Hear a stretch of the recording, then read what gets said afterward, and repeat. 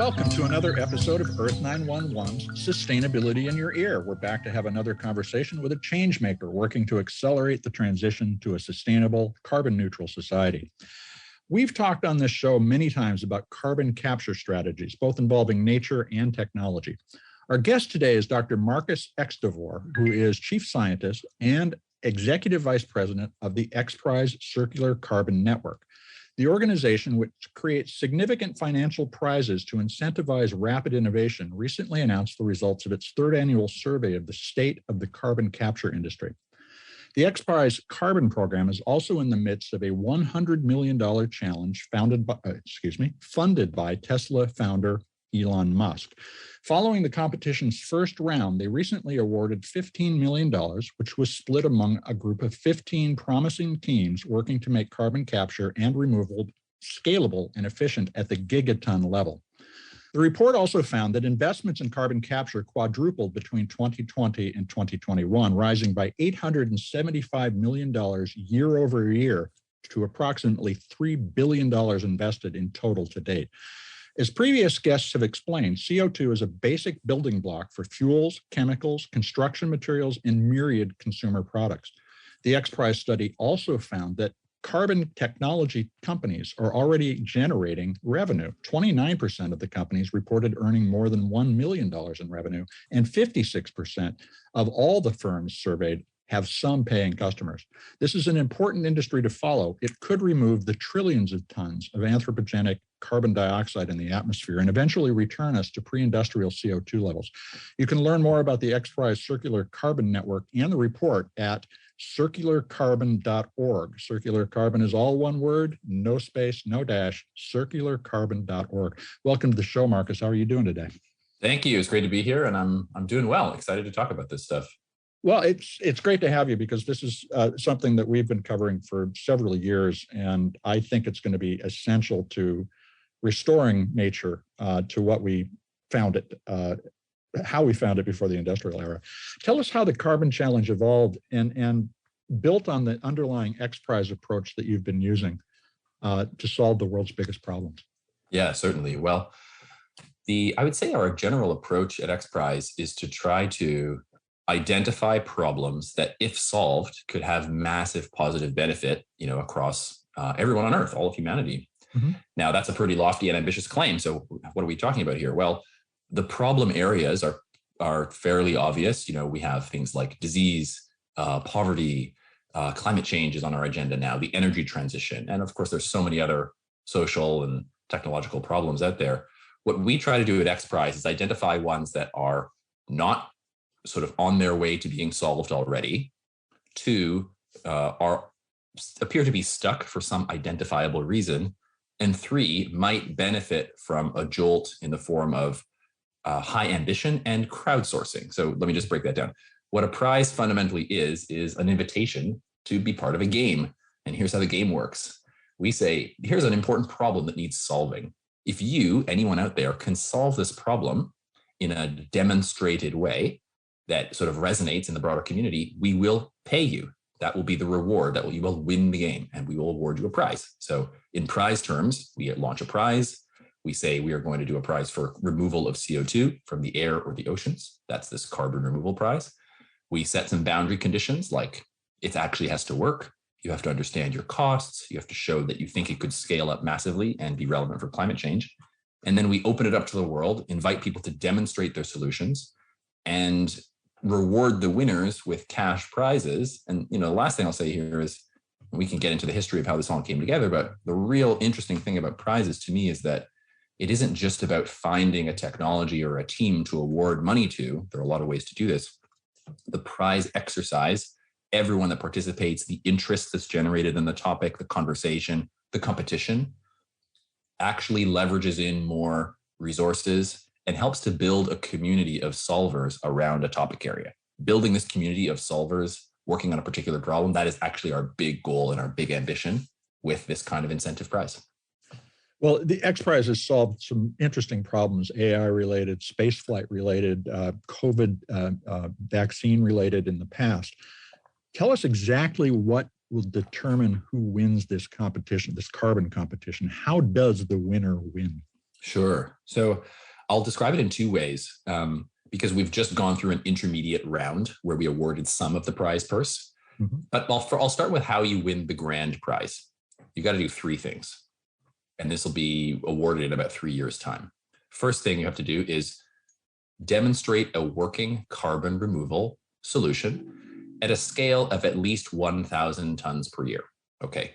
Carbon removal means you got to get the CO2 out of the air or the ocean. Working means it has to be up and running, whether it's a reforestation project, whether it's a direct air capture machine, whether it is an agricultural practice. No matter what form the solution takes, it actually has to work. It seems obvious, but this is a demonstration competition, and it's got to be at a minimum size. Second thing you have to do is do a life cycle analysis and convince the judges that not only is this thing net negative, meaning it actually removes CO2 on net, but that it could be scaled up, and there aren't any obvious barriers to scaling it to millions of tons per year and then perhaps even billions of tons per year in time. And then the third thing you have to do is estimate the cost. We know that the value of working on climate change is, but in real life, there are always costs to think about. So we're asking solutions and solution providers to estimate and do their best calculation of what the cost of their solution will be at full scale, because we think of these things as sort of a question of trade-offs. Will the public support it? Will the private sector support it? To make that decision, you have to figure out, what are the costs and what are the benefits? So we want people to really get serious about estimating their costs. So build it, show that it can scale, measure your costs, and the team that can do the best across those three criteria will win. Tell us about the 15 teams that are moving on into the final competition, and what were some of their notable accomplishments? What are they doing? Yes. So rather than a winner-take-all competition, I call it winner-take-most. So the grand prize winner will take home 50 million out of the 100 million. Second place will take 20, third place will take 10. If you're counting, that leaves 20 million still unaccounted for. Mm-hmm. 5 of it went to a student ideas competition that we ran last fall to really get things started and frankly, energize a whole new generation of people working on the topic. But the recent announcement we had in April was for 15, what we called milestone winners. As you said earlier, 15 groups each took home $1 million. Now, that was sort of a mini competition. What they've done there is they haven't gone all the way to produce a full working solution yet, most of them, but they had to have something working. And then they had to have a strong plan on how they could actually get a full solution up and running at least 1,000 tons a year. Let me just give you a quick snapshot of some of the types of projects we're seeing here. Right. Just in these 15, we are seeing people do things like combine agriculture and forestry to bring forestry to agricultural regions, which provide shade for shade crops. It increases agricultural productivity and can enhance community networks of rural farmers. Mm-hmm. So that cuts across all kinds of dimensions, but inside of all that is actually some CO2 removal, and that's what the judges looked for. There are other teams working in the oceans. They might want to use minerals or sort of inorganic methods of getting CO2 out of seawater. We also saw some proposals that have to do with cultivating plants like kelp in the ocean. Plants eat CO2, as we know. Ocean plants are no different. There's a lot of CO2 in seawater. Kelp is a fast-growing plant. If you do this right, you might actually be able to net remove CO2 from the oceans and maybe even help biodiversity and marine ecosystems at the same time. So completely different approach, but also very interesting. I'll just highlight a couple of other paths. We've seen people doing something called direct air capture. Mm-hmm. This is a technique that's got a lot of attention the last couple of years. Think of an air filter that operates outdoors, and it's filtering out the carbon dioxide. There are a lot of ways to implement this, but essentially it's a machine, like a fan. Right. And it operates outdoors. Then what do you do with the CO2? Well, you can sequester it and complete the removal cycle by injecting it underground into rock. And so we see a lot of proposals along those directions as well. Huge diversity. But what all these groups have accomplished is they have something going. The judges thought these were some of the most promising that they saw. And we'll all be watching their progress and the progress of all the other competitors over the next couple of years. So it's not simply that the carbon must necessarily be sequestered. It is that you capture the carbon and either sequester it or reuse it in a way that nets out to a reduction. That's exactly right. So let's just drill into the terminology a little bit. Some people, when they say sequester, they mean stick it underground into rock. Right. Other people, when they say sequester, they just mean make it go somewhere that it won't come back out. So for instance, if you recycle carbon dioxide into something like a plastic, plastics have very long lives. In fact, that's sort of the plastic pollution problem. But just hold on to that idea for a second. Sure. You could say that the carbon is sequestered in, let's say, a very useful plastic piece of a building.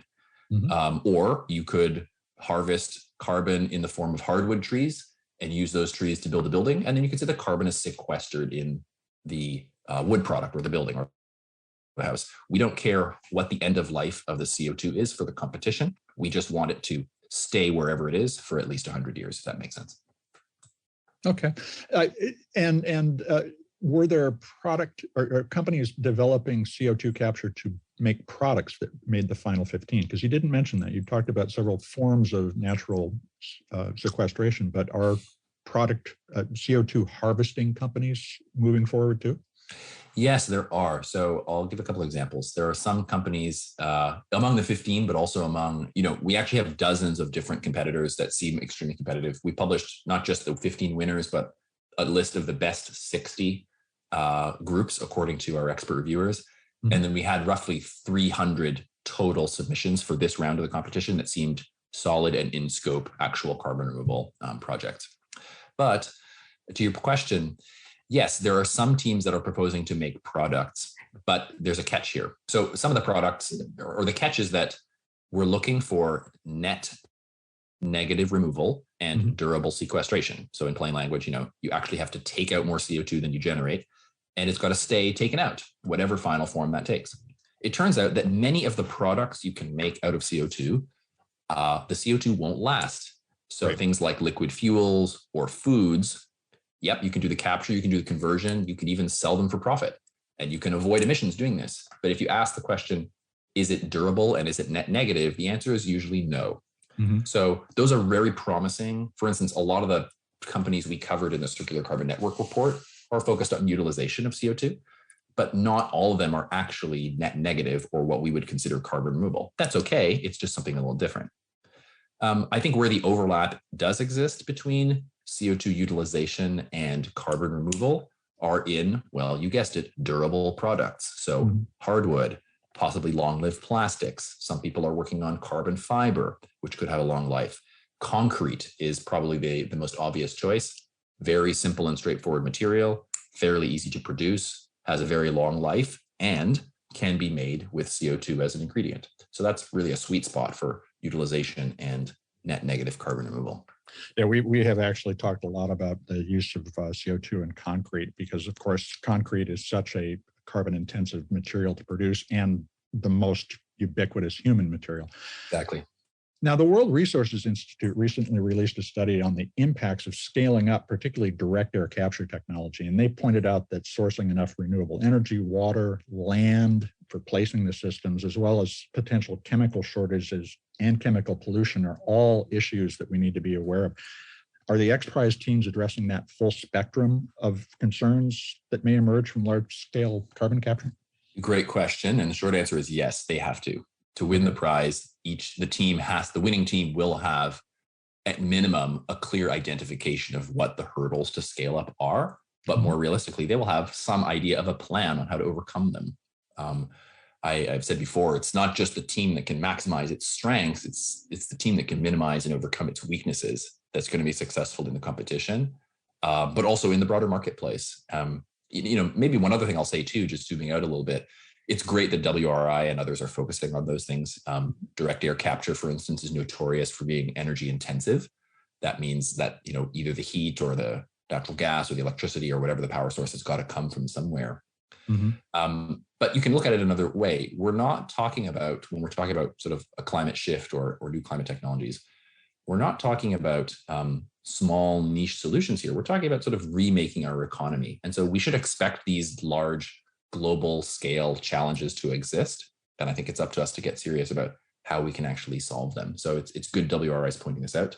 But what we're doing is trying to replace existing infrastructure that is frankly as bad or worse when it comes to sustainability with solutions that can be on net a little bit better and more positive and help stabilize our climate. Completely agree. We are in the midst of radical transitions a constellation of changes that are going to remake our life entirely. Are these teams, and this is sort of the question of how representative are the teams, are they spread all over the world working on these problems, or are they primarily in companies? And you mentioned that there's $5 million for student participants. Are students moving along in the competition as well? Yeah, great question. So I'll start with the students. So in terms of geographic representation, the answer is yes. I can get into that a bit, but these competitions that we run are global, meaning anyone in the world can participate. Mm-hmm. Now, in practice, we have a lot of teams from North America. We have a lot of teams from Western Europe. But then we also have strong representation from Asia, from South Asia, from East Asia. I think where we're flagging and we're lagging a little bit is representation from continent of Africa, continent of South America, and even Central America. I think partly, frankly, it's due to, XPRIZE can step up our game on outreach. I think another factor is that the conversation around climate change and around climate change technologies has so far been a game for the rich countries, to be blunt. I think that's something that we have to change. When you go to the COP meetings, you see representation from around the world. There still is a global North and global South divide. I think it's important to be honest about that. Yeah. But the XPRIZE is certainly open to competitors from anywhere. We bake that into our into the way we operate. So for me, it's a challenge for us to increase our representation by doing outreach, but also it's a challenge for the community to, hey, let's engage the smart people that are doing this kind of work all over the place because they're out there. We just got to make sure they're part of the conversation. Okay, but yeah, go ahead. I was going to say, I mean, the diversity of ideas is going to be critical to overcoming the problem that we face, which is so comprehensive.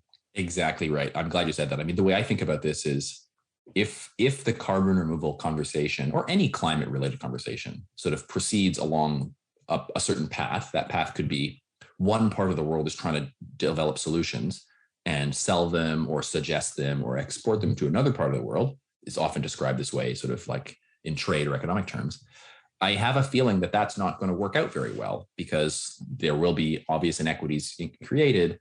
On the other hand, of many of these carbon removal solutions, other climate solutions, some of them are going to be good fits for some regions and some just aren't. Agricultural solutions are going to be good fits for agricultural reasons. That sounds obvious, but it's important to say.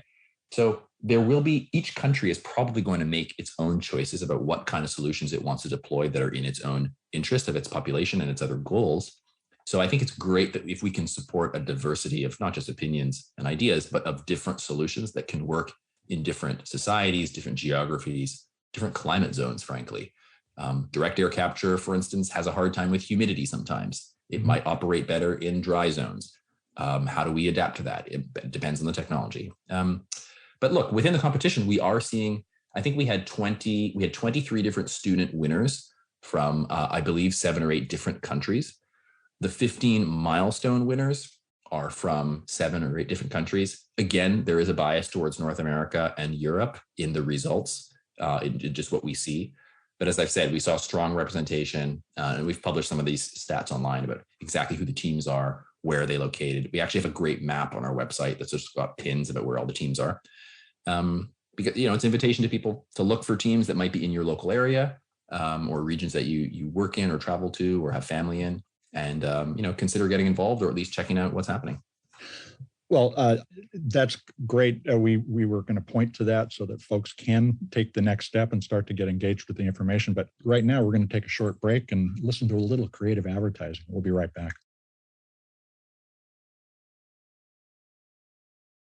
We're back to continue talking with Dr. Marcius Extavour, who is with the XPRIZE Circular Carbon Network.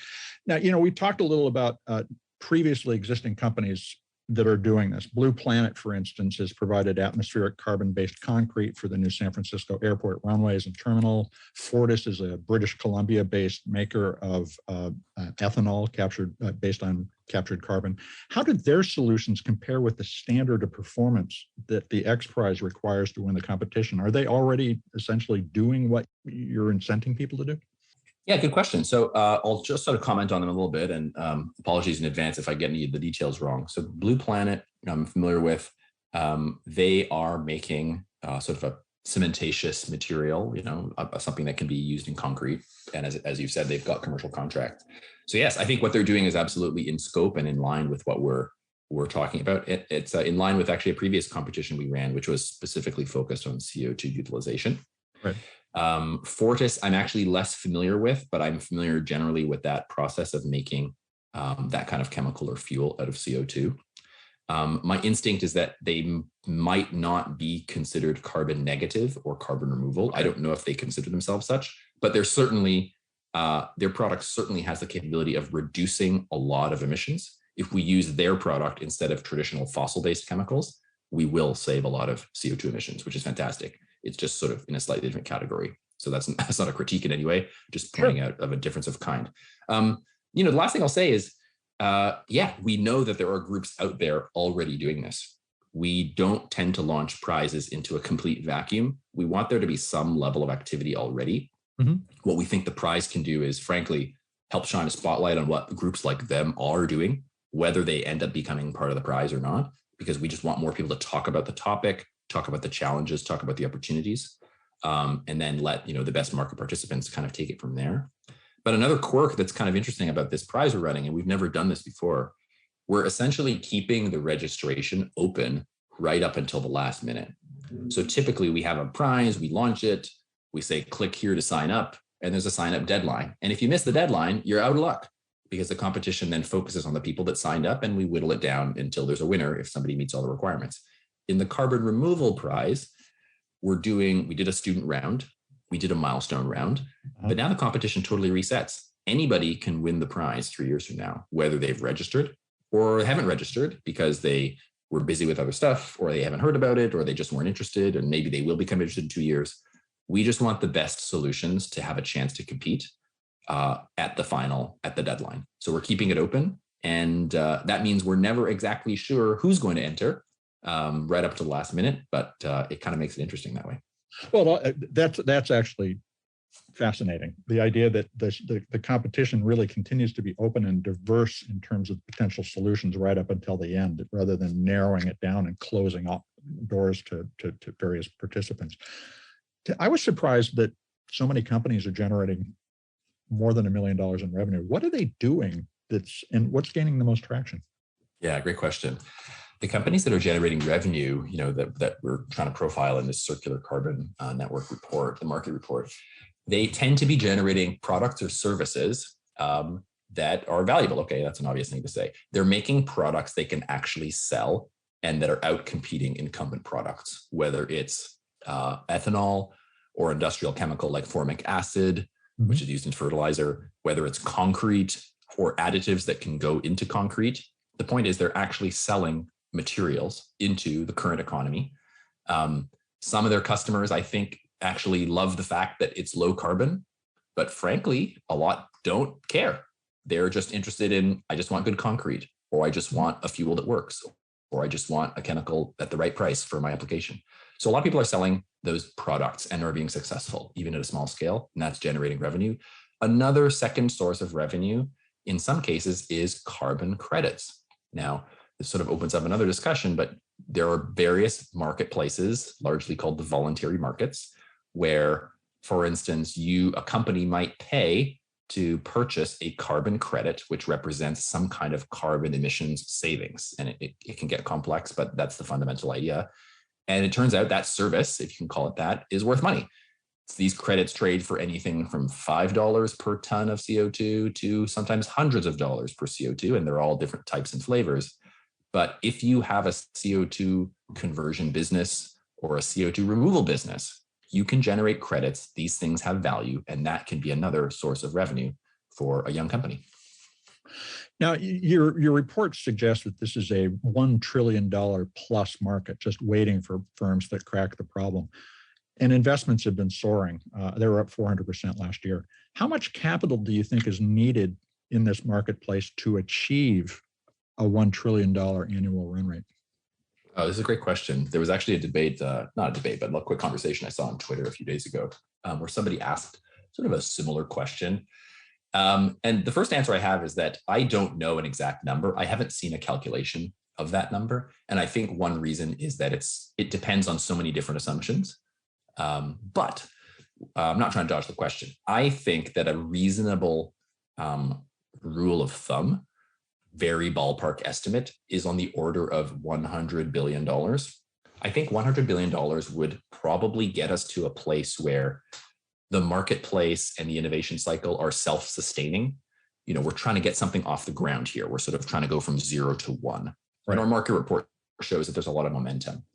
Once the projects get to a place where they don't seem like interesting, slightly quirky new technologies, but they seem like, frankly, boring industrial projects that institutions like banks and pension funds can finance, just like all the other sort of boring, so-called boring infrastructure around us, that's when we'll actually be really, running. We won't be needing to, I won't be on podcasts talking up interesting technologies. It'll just be procurement officers developing projects, engineers developing projects, technology developers bringing in stuff, financial people making the financials, make the financial deals work. And, it sort of becomes part of the regular cycle. So a guesstimate is $100 billion, which is on the one hand, a huge amount of money. Mm-hmm. On the other hand, nothing compared to things like our infrastructure spending, existing oil and gas and fossil fuel subsidies today, just in the United States, never mind around the world. The amount of money we spent on wasted food, it's actually a drop in the bucket. So this is a big problem. It needs solving, but $100 billion, which is a very, very ballpark estimate, is actually a pretty encouraging number to me because I think it's very achievable. Yeah, I agree. And it's interesting to think about how the market is going to evolve, but that we're going to make a lot of stories out of this. And here's the follow-on question that comes from what you just said. 40% of these companies have a valuation of over $20 million. When do you think we're going to see the first carbon unicorns? Because that's going to come before things get boring. Yeah, great question. I would guess within the next 5 to 7 years. That's again, a guess, I'm looking at my crystal ball here, but I think it may come sooner than we think because the pace of, there are a lot of sort of tailwinds. I think those are the right kind of winds that we want. Winds that are back. The climate issue is in the public consciousness in a way that it never has been before. Second thing, governments and the private sector are taking notice. I mean, we might be headed into an economic slowdown right now. Let's see if that happens. But that, there's a lot of projects already locked in. And look, these things don't last forever. And I think we reemerge from that. Third, the actual physical sense of urgency driven by, not social factors or economics, but by the climate math, by science, by earth science, is showing us that climate effects are accelerating. That means people are noticing them more. Frankly, people are more worried. That's not just here, that's around the world. So there's a sense of urgency. There's even a sense of fear among a lot of people. I don't want to prey on people's fears, but it's on people's minds in a way that it just wasn't even 5 or 10 years ago. And these are the kind of ingredients we need for rapid action. So that's why I think things might accelerate, in addition to the capital that we talked about before, even more quickly than we might think over the next 5 years. Well, just the rising cost of climate-related damages seems to me to be the catalyst that's going to bring the banks into this conversation, and as well as the insurers and reinsurers who have all the money. Yes, I totally agree with that point. In some sense, you can think about all climate action as an insurance policy. Mm-hmm. Compare the risk of doing something or the cost of doing something with the cost of doing nothing. I can tell you right now, the cost of doing nothing is far, far, far greater than that $100 billion number that I threw out earlier. Absolutely. So let's turn to some future-leaning questions and maybe happier conversation too, which is, if you look at where we are today and the scale that you can forecast coming out of the next decade's investment in carbon removal, how long would it take to eliminate the existing anthropogenic CO2 in the atmosphere and return us to, say, 350 parts per million? Yeah, really interesting question. I think that, the important thing to recognize is that the most important thing to do is to reduce our existing emissions, even zero them out as much as possible. That means switching from fossil-powered electricity to other sources that are low carbon, nuclear, renewables, hydropower, whatever it is, kind of anything but fossil for electricity. We've got to focus on our heavy industry, but we've got to turn down our emissions. How fast can we turn down our emissions, turn off our emissions? That's largely a political and economic question. We know we have the technology to take a huge bite out of this, just electricity. We know we can transition to a much heavier penetration of renewables in our electricity system. It's just a question of doing it. I don't want to trivialize how tricky it is, but it is doable. It's within reach. Electrification of vehicles is something else. Electrification of transportation, efficiencies in our food system. So, estimates vary about how quickly we can do this. If you look in IPCC reports, there are various estimates on how long it's going to take. I think we can go pretty quickly if we want to. But when are we actually going to peak our emissions and start to decline? I would like to say that optimistically, global CO2 emissions will peak within the next decade. That means we'll stop increasing them. Remember, they go up every year, despite all the things we're doing. I think we can peak them within the next decade, hopefully earlier. And then we got to start coming down the other side of that mountain and declining. To the other question about how much do we need to remove, the way I think about removal is as a complement to reductions. We have to reduce as much as possible. And then for that last piece of emissions that we just will be impossible for us to stamp out, or we decide for social reasons that it's too expensive to zero them out. For instance, manufacturing of glass, manufacturing of steel, even some manufacturing of concrete. A lot of our manufacturing, aviation, unless we're willing to give up on those things, after we go as far as we can with decarbonizing, we might still be left with some emissions. Those are the emissions we want to counterbalance with carbon removal.